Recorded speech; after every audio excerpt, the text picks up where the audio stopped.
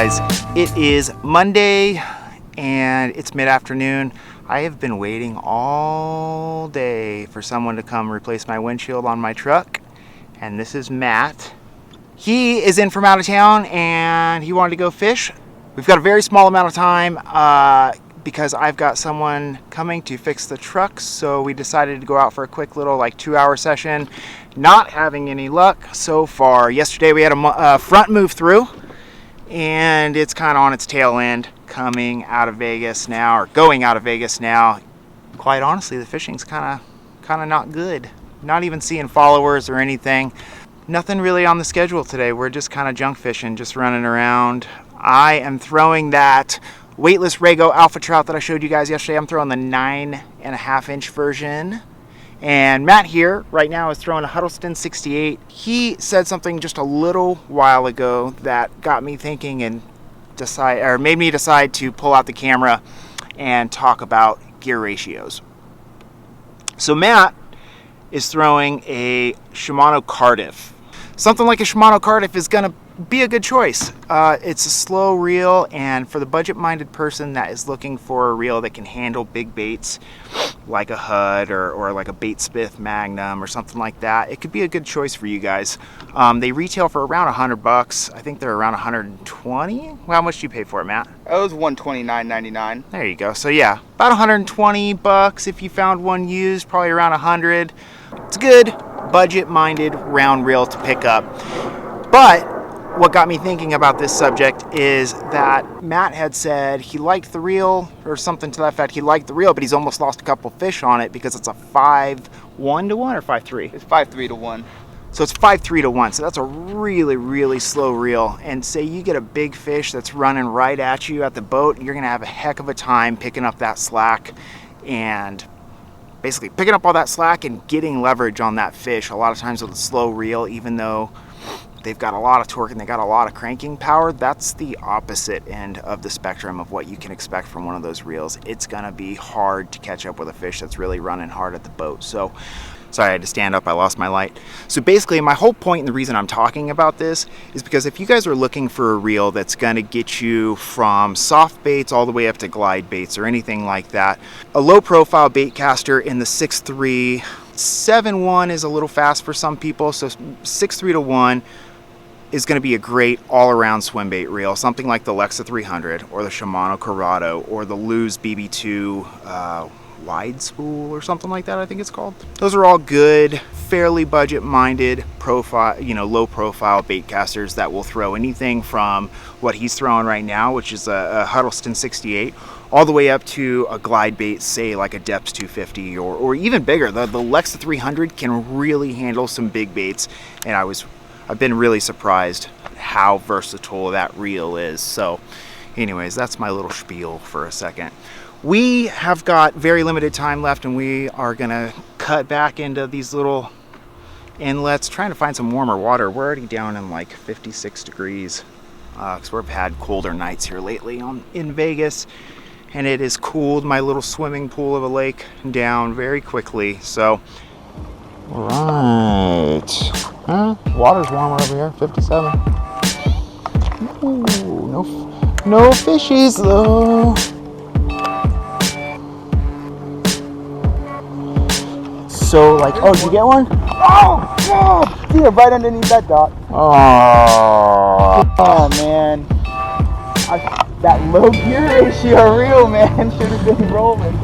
So we had exactly what we were just talking about happen to Matt.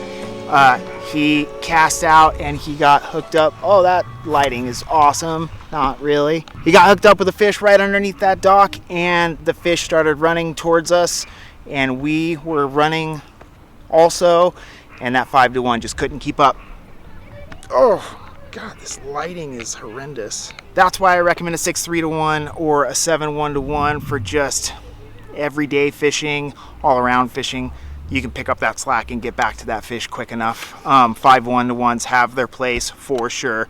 Bottom bouncing a Hud or a Bait Smith Mag or something like that in deep water. I love slow gear ratios, but man, when you're in close quarters and you're trying to throw a 5.1 in and out of docks and stuff like that, and you get a fish that runs at you, you pretty much say goodbye. Well, that was a bust. us desert rats. The colder it gets, man, the worse off we do, and the fish, they do not like change out here. So we got one bite, and that was about it. And now we're pulling back into our dock, and I'm gonna unload, and then I'll touch base with you guys because I got something fun to show you. That was great. I enjoyed it. Yeah, no worries, dude. I appreciate it. Yeah, man, good luck to you and your channel. Thanks, buddy.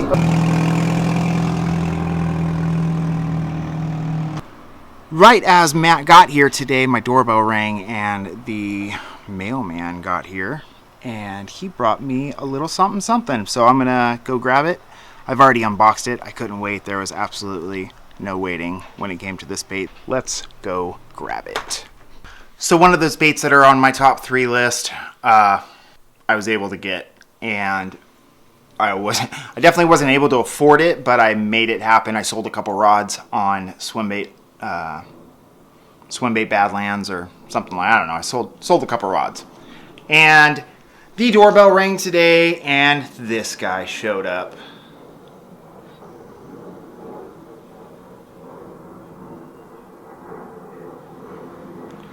That is a pretty much near perfect, I think the colorway is called Dave San Trout, Roman Made Mother.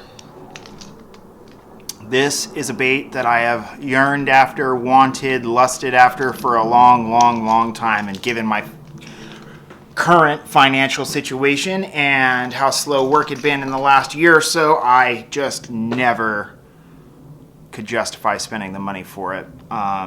Since 13 Fishing was nice enough to set me up with some of the rods, some of the Muse Black rods, I had a overstock of rods that I no longer used. And so I put those up for sale and financed this. It is a bait that I am going to put into commission at Bienville Plantation. I don't really plan on fishing it before that. I'm probably going to swim test it here in my little inlet outside, and I'll probably swim test it in the pool and all that stuff. But other than that, it is going to stay nice and shiny and scratch free, just like that, until I get to Florida, and then hopefully we can get a giant on it. I think the lake record at Bienville is like 15 pounds 6 ounces or 15 pounds 8 ounces, something like that. So they've definitely got teeners in that lake, and this bait right here is going to be a major player for me, at least I hope it is. So when you've got a bait of this size, what rod are you going to throw this on? What rod and reel combo is going to throw a 12-inch 10.5 ounce lure? Well, one rod that people like to throw this on is the Lowdown Customs Extra Heavy. Great rod for that. They're coming out with the extra heavy, the Manny Chi signature model, I think that is. They're coming out with that sooner than later, I think, and that is going to definitely be a player for a big mega bait like this. What rod I have that's going to throw this beast of a bait is the Muse Black Extra Heavy 8 to 14 ounce rod, or I could step up to their extra heavy 14 ounce to 22 ounce rod if I really just want to huck this thing and don't want to feel like I'm throwing a 10.5 ounce bait all day. But that is what I'm going to be throwing that on. I'm going to be throwing it on my Lexa 400, which is the much bigger brother of the Daiwa Lexa 300. Holds a ton of line. It's just a bigger all-around reel. It's got bigger gears in it that can definitely handle a big bait like this. Probably going to be throwing it on 30-pound Izorline XXX. If you guys don't know about Roman Made, they obviously have a channel. I will link them down below. There's some videos that Toshinori put out.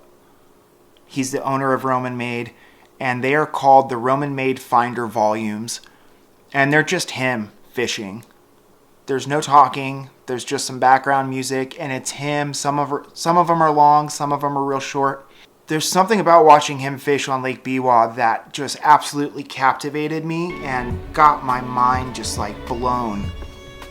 Watching him throw this bait and watching him work it with the reel and work it with the rod, just watching him grind day in and day out on Lake Biwa in some really horrific conditions was probably one of the videos that I watched in the beginning that really got me into swim baiting and really got me, I guess you could say, really obsessed and hooked with bigger baits like this.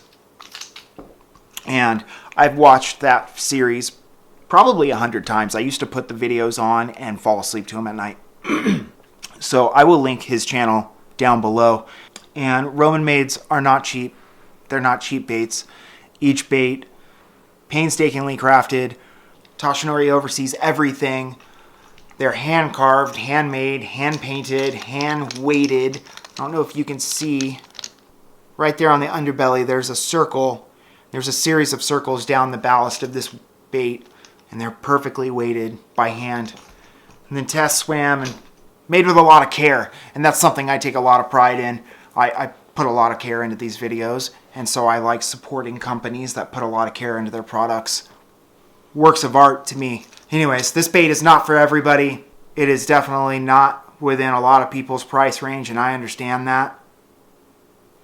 But this is one of those top 3 baits for me that I wanted to make sure that I got for myself before I went to Bienville. A trip of a lifetime on a beautiful body of water that has giants in it. I wanted to make sure that I had one of the biggest weapons out there. Yeah, that's pretty much it. I'm going to end the video there. Thank you guys for watching. I appreciate it. If you like this video, give it a thumbs up down below. If you're not subscribed already, make sure you click the subscribe button below. And I will see you guys tomorrow. Have a good day. Stay safe out there. Tight lines.